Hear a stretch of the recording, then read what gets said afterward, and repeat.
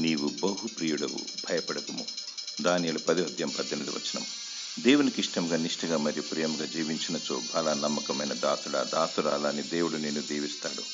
దేవుని ఇష్టం నెరిగి మేలైన దాన్ని చేపట్టుము.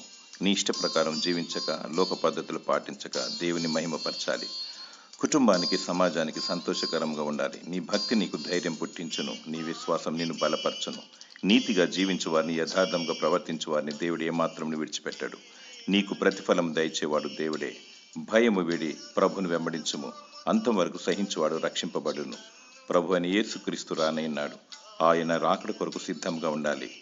దేవుడు నిన్ను ధైర్యం గల ఆత్మతో దీవించి వర్ధిల్ల చేయునుగాక. ఆమేన్.